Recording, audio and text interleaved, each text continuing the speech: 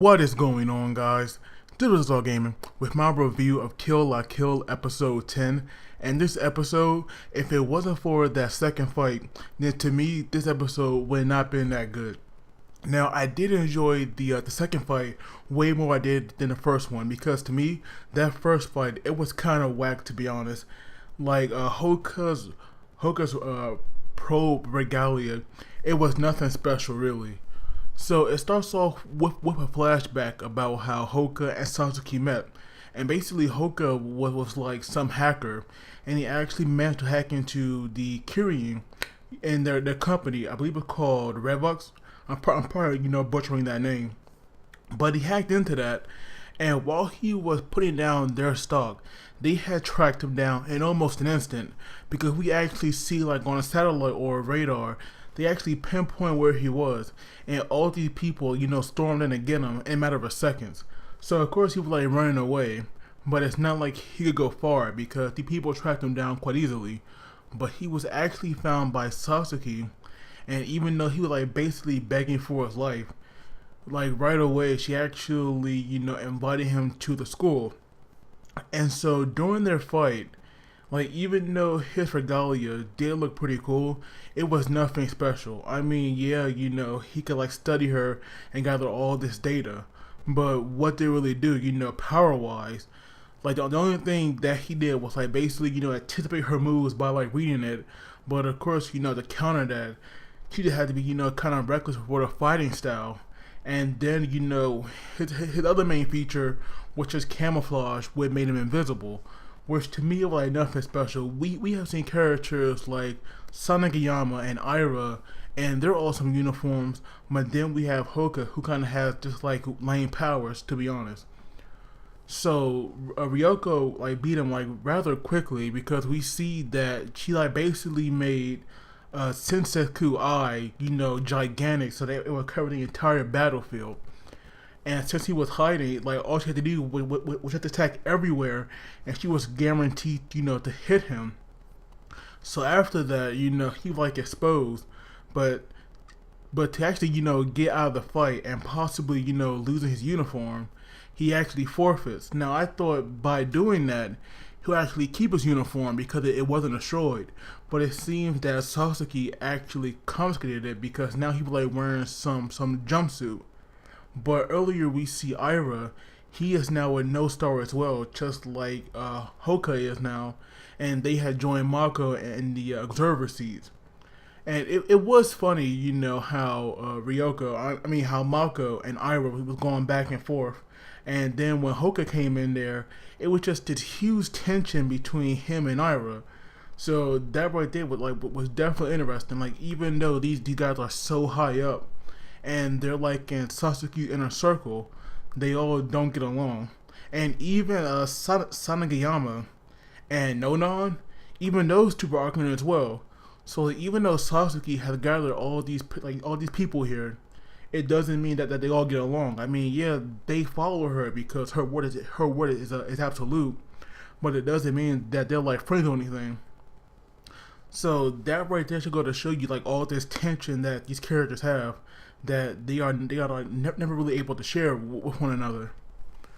But now Ryuko had to deal with Nonon, and her uniform definitely, kind of had like some hacks to it, because basically when she was coming down to the arena, she had her little marching band with her, and once she activated her uniform, which I'm not gonna lie, even though it is, so gigantic, her transformation, it was pretty cool, because when she changes, she actually takes all the instruments and places them inside her uniform. I believe it was called Symphony Grave Regalia. At least that right there was the first form. But the more she fight and it changes, it get like different names. But overall, it was pretty cool.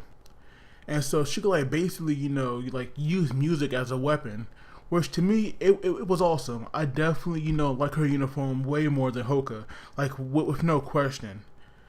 And it seemed that Ryuko definitely had a hard time, dealing with her, because not only is her uniform so massive, but she can also, repel her attack without her even getting, close to him.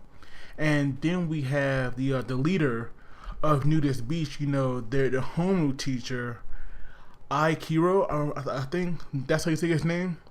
Like throughout the episode, he was still watching, but then at one point, he actually, contacts Tsumagu, who we have not seen for a while, but he seems to be close to something because like we see when he contacts him, he's like driving into like he driving somewhere, but if you look up, it's like a spiral of something like red clouds. But I think those are actually, life fibers. So it makes you wonder, like, what is that in the background that he was like heading to? Because I'm very curious about that, and I'm hoping that that they'll show us. But because Senseku was evolving like way too rapidly, like Akira was actually getting worried about this because he actually warned Tsumagu to prepare for the worst case scenario, and I'm thinking that could possibly like mean that Senseku could one day consume Ryuko entirely. At least that is what I think. But when Nonon had her little flashback, it was cute because you actually saw her and Sasuke so young, and even back then she had like a lot of followers because boys would actually do whatever she wanted. And of course, Sasuke was still, like, what's the word you could say here? Dazzling, I guess you could say.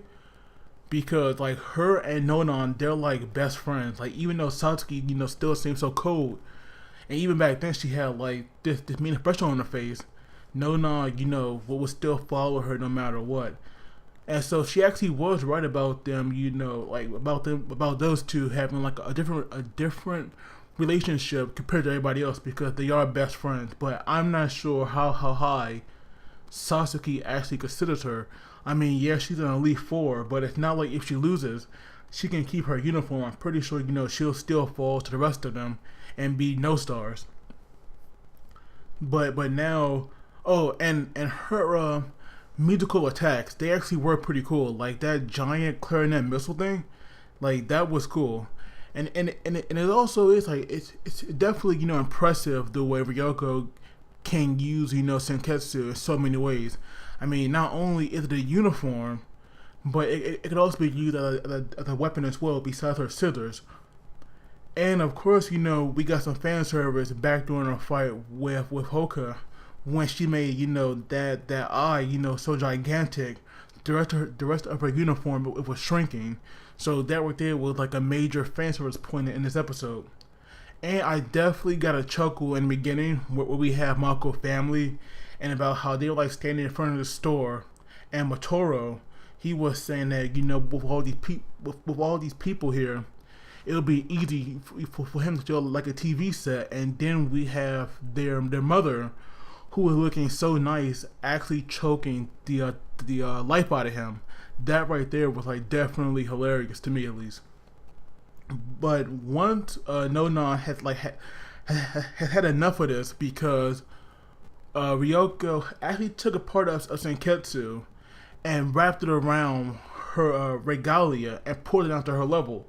And so to make sure that connection was like broken, she actually destroyed the arena. But once again, since Senketsu kind of got like a new transformation, would actually let Ryuko fly, called Senketsu Shippu.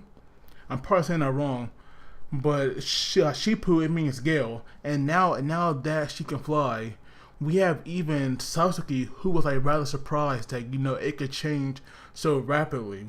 So obviously, her and Junketsu, they don't have that bond yet because we even though we don't see them much together, we still have like that one episode when she was like struggling a bit and she had Junketsu like pinned to the wall. So it's obvious that she is nowhere near in that bond like Ryuko and Tenseku has. But yeah, like I said, this episode, it was definitely saved by the second battle. I definitely like that, a lot more than the first one. But I would love to know what you got to think about this episode, because I'm really curious about your opinions. Like, do you think that this episode was saved like I do by the second fight, or maybe you actually like the first one? But as always, guys, please do not forget to like the video and subscribe, because that really helps me out. But as always, you guys take it easy, and I'll see you all next time.